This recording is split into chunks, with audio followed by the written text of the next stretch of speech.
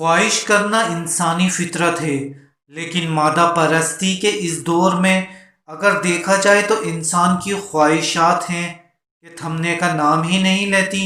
ہر کوئی اچھے سے اچھے اور نئے سے نئے کی تلاش میں ہے۔ ایک لحاظ سے یہ ٹھیک بھی ہے، کیونکہ جب تک انسان کو اچھے سے اچھے کی تلاش نہیں ہوتی وہ کوئی بھی کام محنت سے نہیں کرتا۔ ہمیشہ بہتر سے بہترین کی طرف جانے کے لیے تگ و دو اور کوشش کی ضرورت ہوتی ہے۔ انسان کی خواہشات ہی اسے آگے سے آگے بڑھنے پر مجبور کرتی ہیں، ورنہ اگر خواہشات ختم ہو جائیں تو زندگی رک سی گئی ہوتی۔ مگر خواہشات ہی انسان کو شہرت کی بلندیوں پر پہنچاتی ہیں، تو خواہشات ہی انسان کی بدنامی اور نقصان کا باعث بنتی ہیں۔ خواہشات ہی انسان کو اپنے اللہ سے قریب کرتی ہیں، اور خواہشات ہی انسان کو گناہ کی صورت میں اللہ سے دور کرتی ہیں۔ لہٰذا اپنی خواہشات کو بے لگام نہ ہونے دیں، انہیں قابو سے باہر ہرگز نہ ہونے دیں۔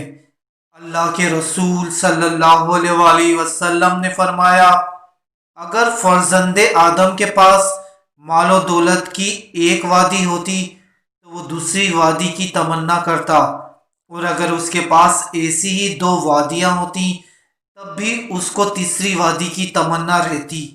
اور اولاد آدم کا پیٹ مٹی کے علاوہ کسی اور چیز سے نہیں بھر سکتا، جبکہ مولائے کائنات حضرت علی علیہ السلام فرمایا کرتے تھے، اے فرزند آدم، اگر تجھے دنیا صرف اتنی مقدار میں درکار ہو جو تیری ضروریات کے لیے کافی ہو سکے تو اس کا معمولی سا حصہ بھی تیرے لیے کافی ہے، اور اگر تجھے وہ چیز بھی درکار ہے جو تیرے لیے ضروری نہیں تو پوری دنیا بھی تیرے لیے ناکافی ہے۔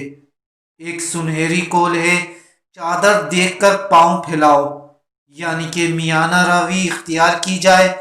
میانہ روی صرف اخراجات میں ہی نہیں بلکہ میانہ روی کو زندگی کے ہر میدان میں، ہر موڑ پر اپنایا جائے۔ ویڈیو کو لائک کر کے شیئر کریں۔ ملیں گے ایک نئی ویڈیو میں دوبارہ، جب تک کے لیے اللہ حافظ۔